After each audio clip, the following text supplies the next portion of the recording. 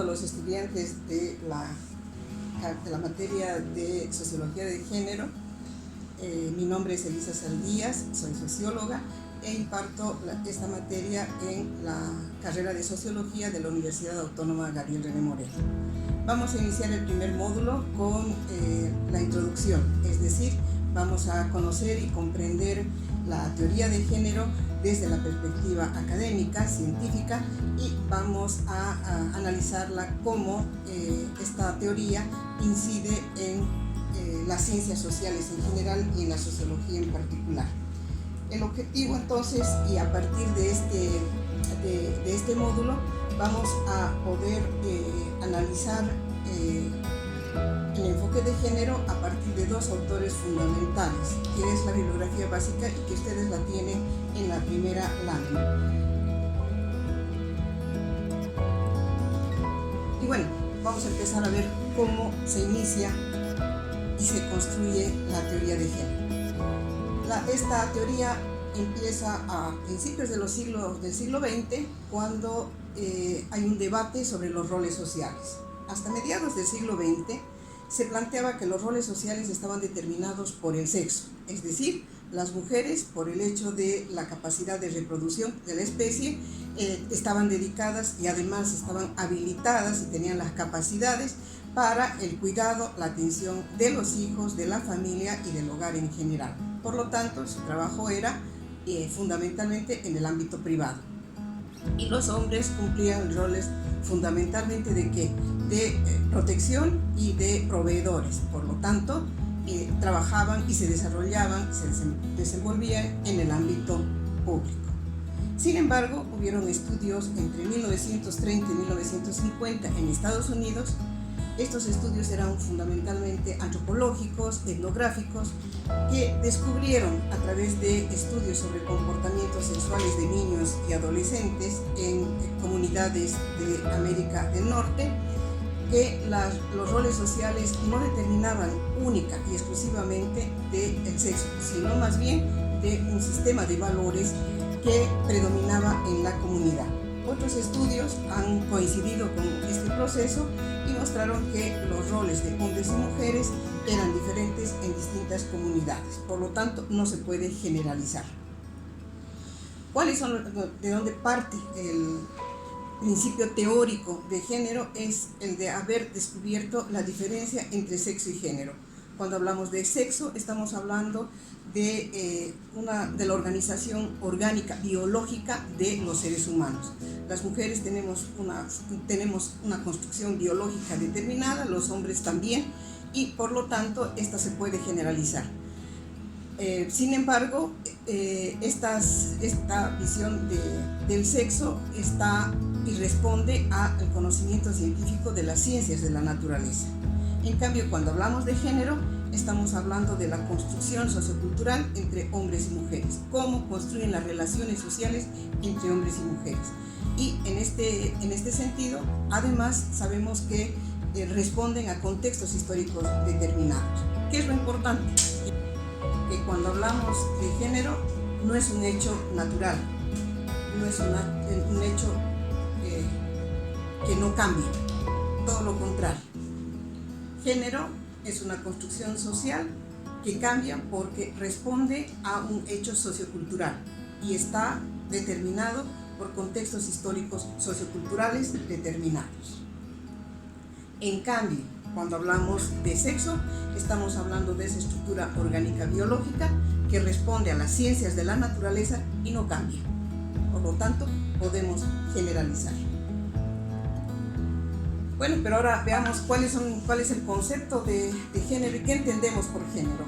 En ciencias sociales no hay una sola definición, ni mucho menos, pero sí podemos establecer que hay lineamientos que componen a este proceso. Cuando hablamos de género, nos referimos a la construcción de las relaciones sociales entre hombres y mujeres en contextos históricos determinados. ¿Esto qué quiere decir? Hay que aclarar, género no es sinónimo de mujer. Cuando hablamos de género, estamos hablando cómo se comportan, cómo se relacionan, cómo interactúan los hombres y las mujeres en contextos históricos determinados. pero además se refiere a una construcción diferencial, cómo perciben, actúan, sienten, piensan los hombres, cómo actúan, sienten, piensan las mujeres. Somos diferentes, pero en términos de derechos y de oportunidades tenemos la utopía de la igualdad. Bajo esa visión es que además esta forma en la que se construyen las relaciones sociales entre hombres y mujeres y que responde a un sistema sociocultural, estos se reflejan fundamentalmente en diferentes actividades de la vida cotidiana, en las prácticas, en las conductas, en los sentimientos, en las leyes, en las normas.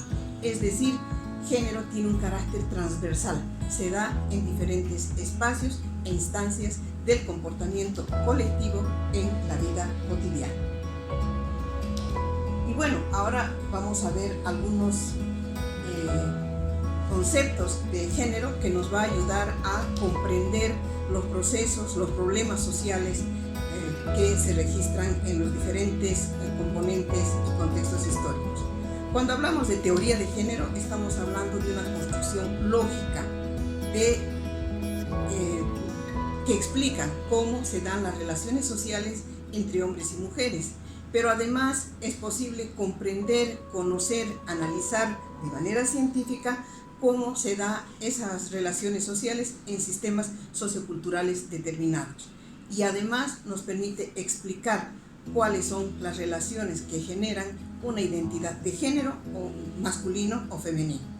Esta construcción teórica nos permite construir, crear, inventar mecanismos, estrategias, programas que permitan deconstruir un sistema de desigualdad en el que los hombres y las mujeres no acceden a los mismos derechos, a los servicios, a los niveles de decisión en igualdad de condiciones y igualdad de oportunidades. Este es el desafío del siglo XXI en el que hay que trabajar.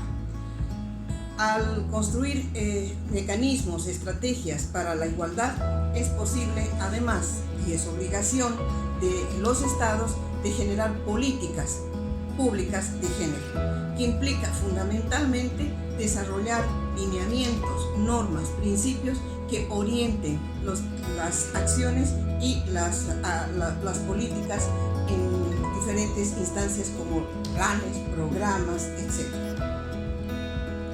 Ahora, desde la perspectiva de género, a diferencia de las ciencias de la naturaleza, los roles de género se identifican en tres componentes. Uno, el rol reproductor de las mujeres. ¿Pero esto qué quiere decir? Que las mujeres no vienen al mundo únicamente a cumplir la misión única y exclusiva de ser madres, sino que además el ser madre es una elección y que tiene que estar en función del proyecto de vida de las mujeres. Ellas deciden sobre su cuerpo y ellas deciden en qué momento quieren ser madres o no quieren serlo. Esta es parte de este proceso. Se reconoce el rol productivo, es decir, la generación de recursos económicos. Generalmente se piensa que las mujeres se insertan o desarrollan actividades económicas que les generan recursos para la reproducción social y económica de la familia, como si fuera un aporte, un apoyo, una ayuda a la economía familiar. No, cuando hablamos desde la teoría de género, las actividades productivas que realizan las mujeres están en función de que, primero, de su proyecto de vida y segundo, es parte de su realización personal, social, profesional. Aquí hay un elemento importante que los movimientos feministas han identificado, sobre todo en la década del 80 del siglo pasado, y es la doble jornada de trabajo. La desigualdad está en que las mujeres cumplen una doble jornada de trabajo, generan recursos económicos, pero a la vez mantienen la responsabilidad íntegra de la administración del hogar, el cuidado y la atención de la familia. Y este es un desafío también en el siglo XXI. El tercer rol es el de gestión social, que significa de que las mujeres tienen derecho a la participación política, económica y social en el ámbito público. Esto significa que es un derecho universal de las mujeres de participar en los niveles de decisión de los países o los estados. Este principio de los roles sociales en términos de gestión social contribuye a democratizar las relaciones de poder entre hombres y mujeres.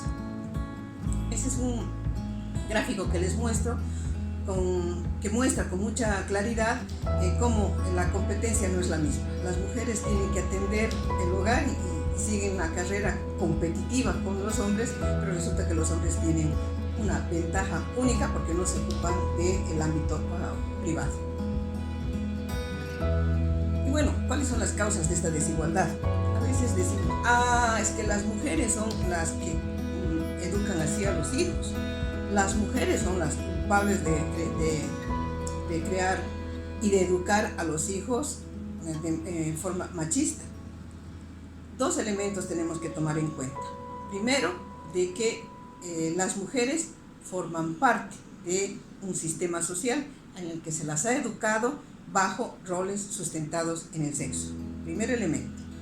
Segundo elemento es que los roles que se establecen en términos de educación, hay que aclarar que la mujer no es la única responsable de la educación de los hijos.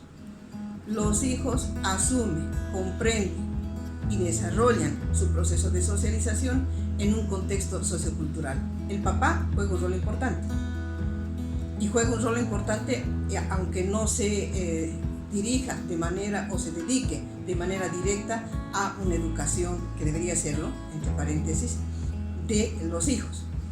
El hecho de que un padre sea trabajador, autoritario, se considere el jefe del hogar y en la familia se lo considere como tal, es un aprendizaje y no es precisamente que la mujer ha influido en eso, es un sistema social en que nos muestra los roles que cumplen las familias, donde nos dicen que el jefe de hogar es el varón precisamente porque se asume que uno de sus roles es el de la protección y el de cuidar y atender y garantizar la reproducción económica de esa familia. Bien, las causas de la desigualdad de géneros es de tipo estructural, es decir, hay una vigencia de sistemas, vamos a hablar después que entendemos por patriarcales, un sistema de vigencias patriarcales que están basados fundamentalmente en el privilegio de un sexo en desmedro del otro. Se refiere a una construcción institucionalizada de normas, leyes, prácticas que expresan patrones socioculturales, lo que significa y nos dicen qué significa ser hombre y qué significa ser mujer en un contexto histórico determinado, en una sociedad determinada. Pero además, cuando hablamos de y una de las razones de la desigualdad es que esa división entre hombres y mujeres se constituye en una relación antagónica y excluyente. El ámbito privado para las mujeres, el ámbito público para los hombres. ¿Y esto en función de qué? De dos componentes fundamentales que explican por qué hay desigualdad entre hombres y mujeres: la discriminación y la subordinación. Ambas tienen una relación dialéctica. Cuando hablamos de discriminación, se refiere a la valoración positiva de un género en desmedro del otro, y se considera a los hombres superiores que a las mujeres. Esta discriminación se manifiesta en diferentes actitudes, normas, costumbres. Por ejemplo, en algunas investigaciones que se hizo en los pueblos indígenas del oriente boliviano, asumen desde los niños, jóvenes, adultos, etcétera, de que las mujeres, por ejemplo, no deben ir solas a una fiesta, que las mujeres no deben vestirse de determinada manera que vaya a generar miradas sexuales de parte de los hombres. Esos son algunos elementos que nos plantean en ese sentido. O que las mujeres asuman la jefatura de una empresa o de una institución porque consideran que las mujeres no están capacitadas para ello. Y eso es parte de un sistema de valores, sencillamente. Ahora, ¿cómo se da la subordinación? A partir de esta discriminación se establece y se fortalece la construcción de la identidad femenina en términos de dependencia. Es decir, dependen del padre, de las decisiones que toma el padre. Si se casan, depende de las decisiones que toma el esposo o o el novio, o el concubino, o el hermano mayor, etc. Este reconocimiento de la superioridad de los hombres con respecto a las mujeres en términos de poder genera estereotipos.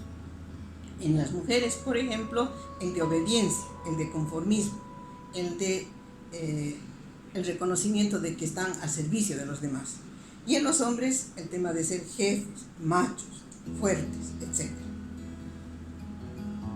¿Cómo se da este aprendizaje de los roles sociales? Los individuos pasan, según Marcela Lagarde, por un proceso de socialización. Los sociólogos hablamos del proceso de socialización como el aprendizaje social, es decir, que los miembros del grupo primario, que es la familia fundamentalmente, aprenden a cómo se deben comportar los hombres y las mujeres.